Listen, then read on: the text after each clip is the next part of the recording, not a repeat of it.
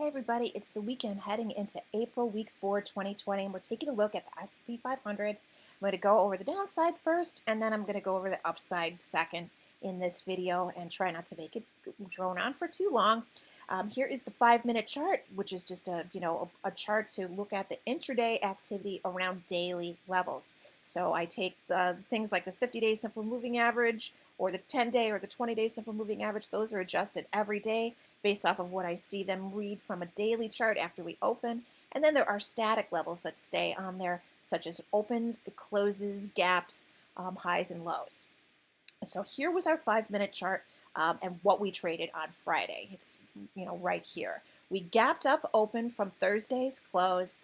We took a look above the 28.55 level, which was a key level that we were coming up against as resistance. We took a look above it, and then we fell back below it and sat sideways for a while. We got our April monthly OPEX settlement for S&P 500. It came in at 28.5570. So once again, we saw some kind of a relationship to this February low at 28.55. Once we got that settlement number, we took a look above it, but failed again at the 50-day simple moving average and rolled over and set our low. Set one low, tried to bounce up, and then finally set our actual low of the day at 28.3088. That was into the European close. Tried to move up once again from there, but failed at the 28.55 again. Back tested and held a higher low, and from there sparked this to end April week 3. We broke up through 28.55. Then we broke in the final 15 minutes up through the 50-day simple moving average, and we rallied all the way, but not quite closing the gap to March 10th at 28.82. And what did we print for our high? 28.7922. I thought this was really interesting because it is a classic 80 handle rule failure. And when you look at the daily chart, which I'm going to show you in a minute, there is nothing but air for about 70 points above 28.82. It is just nothing but air above there. So if we are going to trade above this 28.82 level on Monday, we are going for well over 2,900, if not working our way towards 3,000. Because at 28.82, once we pass that, if we use our 80 handle rule as a guide, that gets us 2,900. I can show you on a chart that there's nothing at 2,900 that really matters whatsoever. We got to get over to about 2,950 to 2,975 for anything to sort of give us some hardcore resistance once we get over 2,900. And so once we get to about 2,975, if we make it through there, we're going to naturally get to 3,000. But what happens if we fail? If we have failed here, if we have put in our high, our bounce high now, it is a classic 80 handle rule failure, and we will come back in on Monday and we will break down through the 50-day and this 28.85 here a little bit, because I know that's what everybody wants to talk about first. So we would come in, our falling 50-day simple moving average is going to be all the way down here. It's going to be at 28.55, maybe even a little bit lower than that. So it's going to be very easy to judge if we come in on Monday and we cannot break above Friday's high and print above 28.80, fill this gap to 28.82 and work above it. Then we're going to roll over and break the 50-day at 28.55, come back down, make a lower low than we did on Friday, and work our way to fill this gap to Thursday's close. Thursday's close was significant in that it closed back above the 2020 halfway back. If we come down and break that 2020 halfway back again, maybe we're going to get enough power underneath our wings here to really break down through this 27.61 level, which you can see I put a little bar on this to highlight what a devil of a level this has been. Trying to come up and break out through it, and then once we did break out through it, how we had support and a close right on it, and try to move up, and then back tested it twice here on Wednesday and Thursday. So if we come back down here one more time, I think this is going to finally break this level, and we're going to trade off down below it. And what is coming up on the heels of this level is the 10-day simple moving average. It's going to be right up, it's going to actually be above this level on Monday. So if we're going to fail at 28.80 and roll over, we're going to see a break of the 10-day and a break of, provided we get down through filling this gap and down through the 2020 halfway back. So that really gives you some good stuff to look at here as far as what needs to break in order to confirm downside. Because once we get through that 2020 halfway back, If we break the 10-day, you know the story with that. You've seen it time and time again. If we break that, then we're probably going to get, at minimum, I would say a double down move from the high that we've made to the break of the 10-day. A double down would probably get us right about to here to test the new April halfway back that we just have Friday to the low that was actually printed for April, and Q2 on the first trading day. Our halfway back now stands at 26.63. And what's kind of interesting here is that if we fail at 28.80, it really makes a lot of sense to come back and test another 80 handle rule level, which would be 26.60. Because if we break 2,700, we go to 27.80. I'm sorry, if we break 2,700, we go to 26.80. There's really nothing to hold us at 26.80, but there is something to hold us at 26.63. We see that there is this cluster of support here that happened around this level. This is also our halfway back now for April and Q2, and our 20-day simple moving average is moving up quick here, and it all rhymes all together in a nice, neat package. So that's what I think the downside would have for us, and it all begins with us not being able to print above 28.80. However, and here is the upside view. If we come in Monday with a higher high over Friday, gapping up open or gapping down open only slightly, and then have a buy program come in and take out 28.80, there is nothing but a clear shot straight all the way to, at minimum, 29.54. 29.54 was the February close, and it also is the opening day from this next gap that we're trying to fill up here at 29.72. Just above 29.72 is a measured move that I gave you a couple of weeks ago when we were trying to break out over this 27.11 level. 27.11 comes to us back here from this outrageous rally that we got on March 13th, and it took us several tries to get up here, fill this gap, and break out over this 27.11 level. So once we finally did that, I thought, we should probably put a measured move on here. So I took the April low to 27.11, and if we double that up, that gets us to 29.75. That next gap overhead, once we fill this gap at 28.82, here's that gap. The next gap isn't until all the way up here at 29.72. That measured move is right there.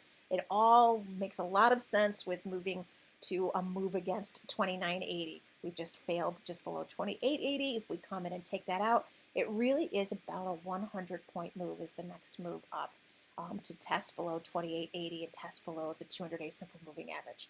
And if we break through all of that, we're going to take that move towards the 200-day simple moving average and try to test 30.28, a major level from 2018. There's yet another gap right in here.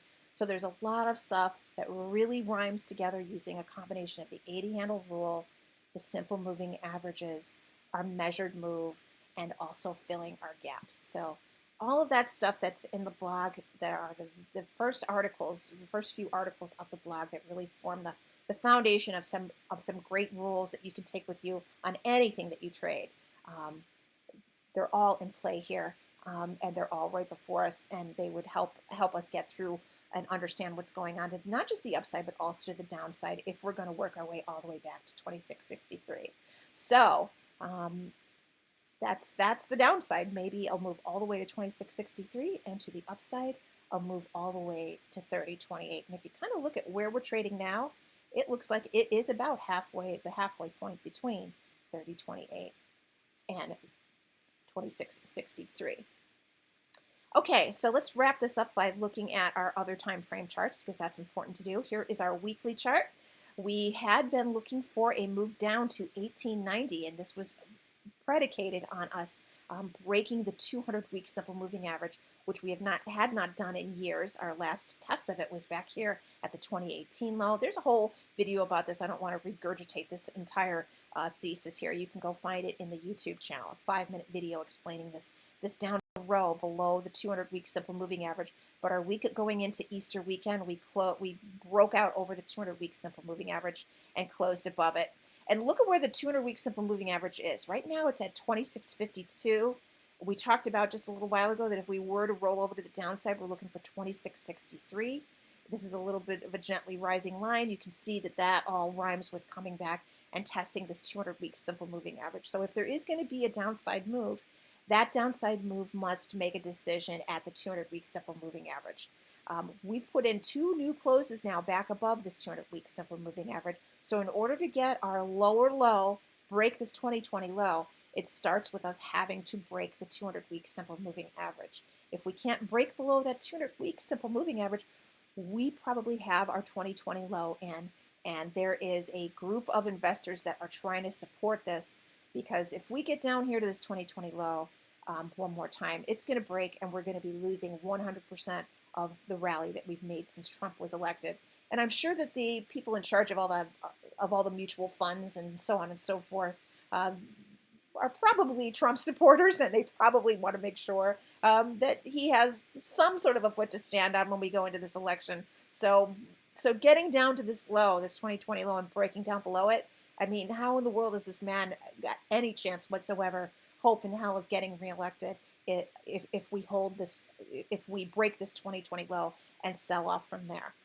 It's pretty much the only thing he's got going for him at this point in time. So anyway, back on this and try to stay non-political in this account. Here is our monthly version of that same chart, but sets the monthly time frame.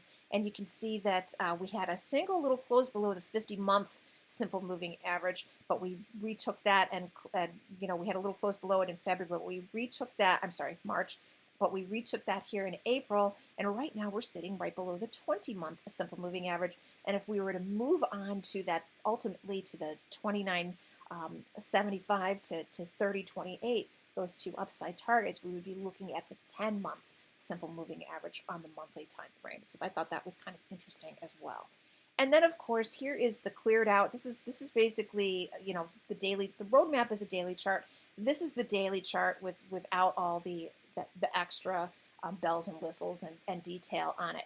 And you can see here's where we are at right now, just breaking out over that we set up using some recent major swing levels, closing above this 50-day. And when we look to the left here, here is that gap that we're trying to fill that we just missed filling on Friday.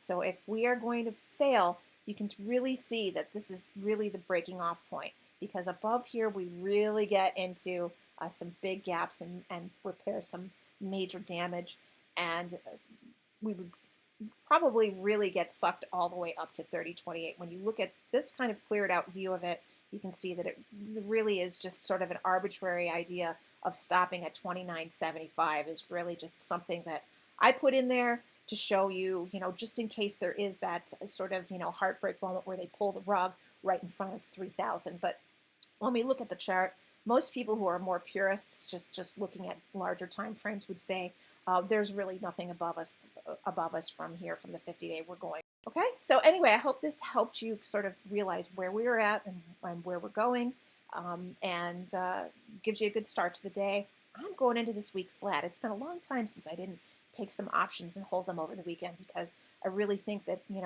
I've got nothing to lose over the weekend. If we gap up open on Monday, so what? There's probably a rally in our arsenal all the way to 30.28 if that's the case.